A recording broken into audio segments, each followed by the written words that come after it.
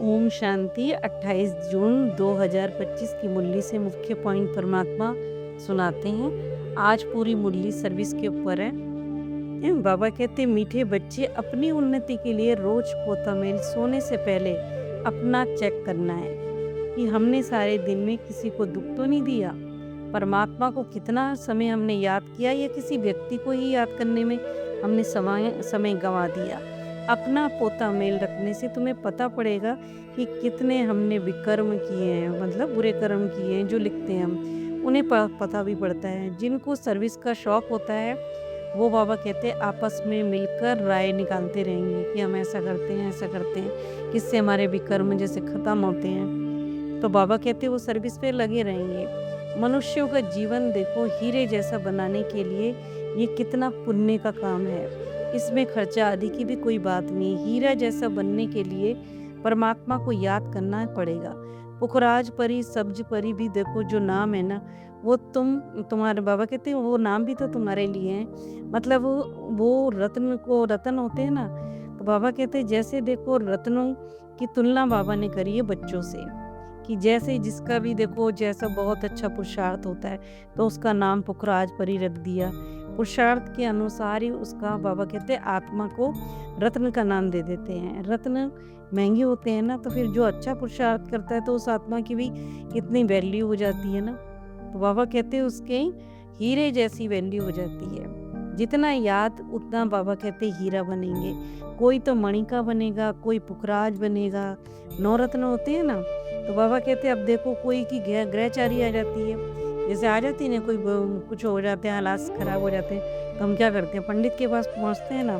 तो बाबा कहते हैं किसी की कोई ग्रहचारी आ जाती है तो 9 रत्न की अंगूठी भी पहनाते हैं। भक्ति मार्ग में तो देखो बहुत टोटका है। सोचना चाहिए कि मुझे याद क्यों नहीं, मतलब बाबा कहते हैं मन में सोचना चाहिए कि ऐसा क्या है जो मुझे याद नहीं ठहरती है। जब बुद्धि बहुत ज़्यादा भटकी होती है ना, तो परमात्मा की याद नहीं आ पाती है। जब देखो लिखेंगे तो फिर समझ जाएंगे। जब बाबा कहते रोज अटेंशन से रात को सोने से पहले लेटर लिखेंगे तो आपको अटेंशन परमात्मा दिलाएगा कि क्या किया क्या नहीं पूरा दिन। मैंने बाबा कहते कि सोचो कि थोड़ा याद किया, ज़्यादा याद किया, कितना याद किया। हम देखो 21 जन्म एवर हेल्दी निरोगी बनेंगे। तो फिर बाबा कहते क्यों नहीं हम अपनी उन्नति के लिए चार्ट लिखें। कई तो देखो 2-4 दिन लिखते हैं फिर भूल जाते हैं, कईयों को तो निश्चय ही नहीं है। वही बाबा कहते बाप हमें ब्रह्मा के तन में आकर पढ़ाते हैं। अरे ब्राह्मण है ना, तो फिर ब्रह्मा कुमार कुमारियाँ कहलाते हैं। उनका अर्थ ही क्या है समझते भी नहीं है। बाबा कहते नेत्र की देखो सतयुग की बादशाही को कहा जाता है। नेत्र होता है तीसरे नेत्र से परमात्मा को देखो। तो बाबा कहते ये नेत्र कैसे खुलता है, ये परमात्मा की याद से ही खुलता है ना। तो जो प्राप्तियां होती हैं वो तभी पता चलती हैं जब बाबा कहते तुम ब्राह्मण बच्चे, तुम ब्रह्मा के बच्चे, ब्रह्मा कुमार कुमारी सचमुच अभी बने हो, इसमें कोई भी शक नहीं है। जो महान बाबा कहते सौभाग्यशाली बच्चे हैं वे स्त्री पुरुष साथ रहते भी भाई भाई होकर रहते हैं। उनमें स्त्री पुरुष का भान निकल जाता है, यानी विकारों की बदबू निकल जाती है। अगर देखो पक्के नहीं तो दृष्टि बाबा कहते बदलने में टाइम लगता है। अगर बाबा कहते जैसे पक्के नहीं होते ना, तो फिर वो विकारी दृष्टि जाती है, और जब पक्के हो जाते हैं तो फिर वो दृष्टि नहीं जाती है। महान सौभाग्यशाली बच्चे झट समझ जाते हैं कि हम भी स्टूडेंट, वे भी स्टूडेंट। जो बाबा कहते हैं निश्चय बुद्धि होते हैं, परमात्मा जिनको पता है कि हमें पढ़ा रहा है और विकारों को हमारे निकाल रहा है, तो वो झट समझ जाते हैं कि भाई बहन हो गए। भाई बहन तो कहने का मतलब भाई बहन में विकार नहीं होते, इसलिए रहेंगे पति पत्नी, पर भाई बहन की दृष्टि। यह देखो बहादुर ही बाबा कहते कोई बहादुर ही होता है तभी वही चलता है। जब आत्मिक भाव होगा, अपने को आत्मा समझेंगे, तो बाबा कहते बच्चों को खुशी रहनी चाहिए। अब पुरानी शरीर छोड़कर परमात्मा के पास जाते हैं, ऐसे ऐसे अपने साथ बातें करनी चाहिए। जितना बातें करते रहेंगे तो अंदर में खुशी बनी रहती है। अपनी चलन को भी देखते रहेंगे। कहाँ तक बाबा कहते हैं हम लक्ष्मी नारायण जैसा बने हैं। तुम तो देखो एक्ट्रेस हो, ये समझते हो। बाबा कहते तुम भी, ये फिल्म वाले एक्ट्रेस नहीं है, बाबा कहते तुम भी एक्ट्रेस हो। पर कहाँ तक समझते हो ये बात। पहले तो नहीं समझते थे क्योंकि ज्ञान नहीं था, नॉलेज नहीं थी, पर अब तो नॉलेज मिली है ना। तो पुरानी दुनिया से वैराग्य नफरत आनी चाहिए। बाबा कहते फिर कहा तुम बेहद के सन्यासी राजयोगी हो, राजाओं जैसी सीट पर बैठने वाले को राजयोगी कहा जाता है, जिसके पास सारा राज है परमात्मा का। तो बस बाबा कहते हैं परमात्मा को याद करो, और किसी की याद बाबा कहते नहीं आनी चाहिए। नहीं तो फिर सजाएं भी खानी पड़ेंगी और पद भी भ्रष्ट हो जाएंगे।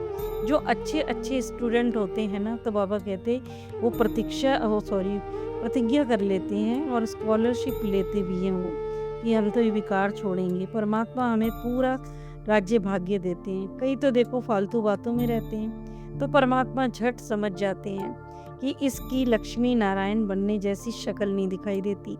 चाल चलन खान पान सभी तो देखा जाता है। इसमें हर एक की बाबा कहते इंडिपेंडेंट अपनी तकदीर ऊंची बनाने के लिए अपने को ही पढ़ना होता है।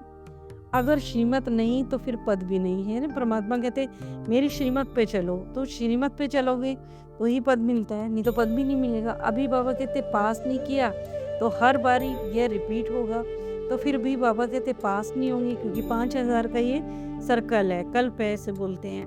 तो बाबा कहते वो तो रिपीट हो रहा है, गोला घूमता रहता है, तो फिर रिपीट होगा तो फिर भी नहीं कर पाओगे पास, अगर अभी नहीं किया तो। तुमको देखो सब साक्षात्कार कराऊंगा मैं, कि बाबा कहते जैसे जैसे पुरुषार्थ होगा ना, वैसे वैसे मतलब आपको साक्षात्कार भी कराऊंगा हम किस पद के लायक हैं। त्रेता के अंत तक 16,108 की बड़ी माला बननी है। यहाँ तुम आए हो ना नर से नारायण बनने का पुरुषार्थ करने।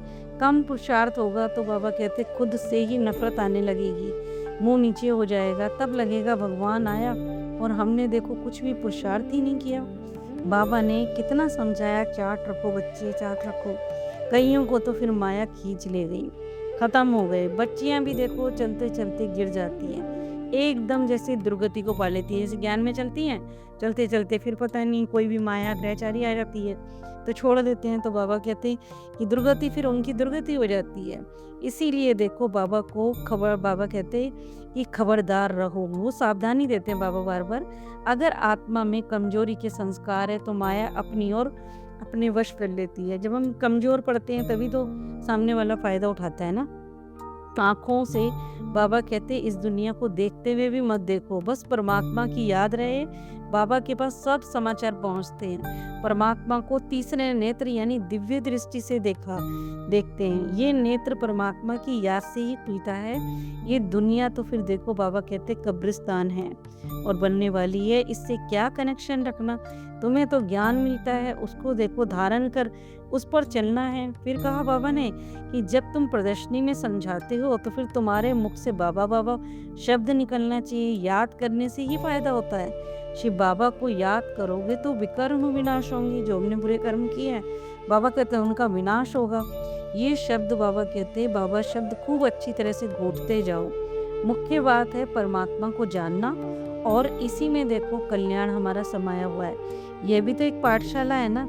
अगर बाबा कहते कहीं आपको समझाया समझ में आए या नहीं, कभी नहीं भी आता है तो कहो कि हम अपनी बड़ी बहन को बुलाते हैं। कोई जैसे हम किसी को समझाते हैं और वो नहीं समझ पा रहा है तो हम कहें कि हमारे को टीचर को, कोई बड़ी बहन को बुला के हम बुलाते हैं उनको और वो आपको समझाएंगे।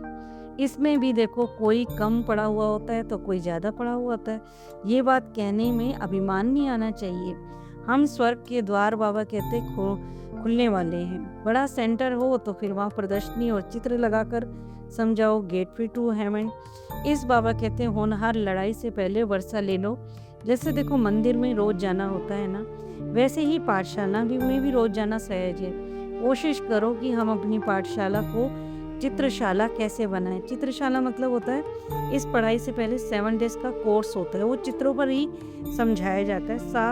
7 चित्र होते हैं, उन पर ही पूरी हिस्ट्री ज्योग्राफी समझाई जाती है। बैकुंठ जाने का रास्ता 1 सेकंड में परमात्मा बताते हैं। बाबा कहते हैं ये लिखो, तमो प्रधान तो फिर कोई जा ना सके।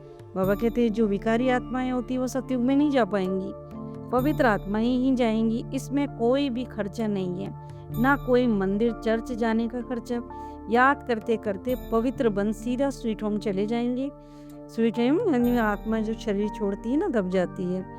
ये बाबा हमसे गारंटी करते हैं। नर्क का देखो बाबा कहते हैं बंद, नर्क बंद, और स्वर्ग का गेट कैसे खुलता है ये बताते हैं। गीत भी है, मुखड़ा देख ले प्राणी, कितने पाप किए कितने पुण्य किए, है ना। अपने आप से पूछना है मन में कि मैंने कितने पाप किए हैं, कितने पुण्य किए हैं। अब देखो तुम्हारी आत्मा ऊंचा पद पाने के लिए इस समय पुरुषार्थ कर रही है। स्टीमर पे भी बैठते हैं ना, जापानी का जहाज होता है उसको स्टीमर कहते हैं। बाबा कहते हैं नाव में बैठकर इस पार से उस पार जाना है, मुक्ति जीवन मुक्ति का वर्षा देने के लिए। एक बार बाबा कहते थोड़ी अनेक बार आए हैं। बाबा कहते एक बार थोड़ी ना, बाबा तो अनेक बार आया, हर बार ही हमारे को निकालता है। मुक्ति जब देखो हमारा शरीर छूट जाता है तो मुक्ति हो जाती है हमें, है ना, परम धाम में रेस्ट करती है आत्मा। और जीवन मुक्ति, हम सतयुग में स्वतंत्र आत्मा होगी, वहाँ जीवन मुक्ति जिएंगे, मतलब स्वतंत्र होगी, वहाँ कोई हमारे को रोक टोक नहीं होगी। यहाँ पर तो जैसे जीवन बंद है ना। और देखो बाबा कहते हैं कलयुग में तो जब हम आते हैं तो जीवन बंद कहा जाता है, यानी हम यहाँ स्वतंत्र नहीं, किसी न किसी के अधीन है, तो फिर जीवन बंद कहेंगे ना। तुमने भक्ति मार्ग में बहुत याद किया, पर बाबा कहते पहचाना नहीं परमात्मा को। अभी मैंने पहचान दी है कि कैसे याद करना है। वरदान, संगम युग 100 वर्ष का है, अब देखो वह चल भी रहा है। परमात्मा कहते संगम युग का 1 सेकंड भी बहुत वैल्यूबल है।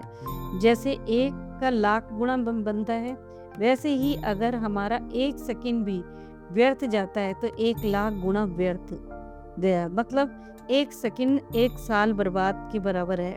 बाबा कहते हैं अगर देखो हम वेस्ट करते हैं तो फिर इसीलिए इतना अटेंशन रखो तो अलबेलापन समाप्त हो जाएगा। अभी तो कोई भी हिसाब लेने वाला नहीं है, लेकिन थोड़े ही समय के बाद आपको पश्चाताप के आंसू बहेंगे, मतलब बहुत ज़्यादा दुख होगा इस समय था पर हमने किया नहीं पुरुषार्थ सही टाइम पे, क्योंकि इस समय की बहुत वैल्यू है।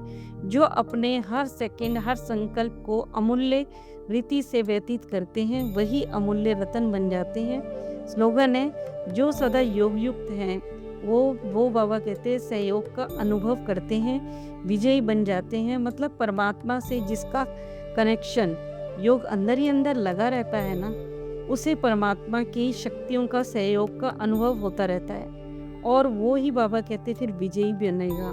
अच्छा, ओम शांति।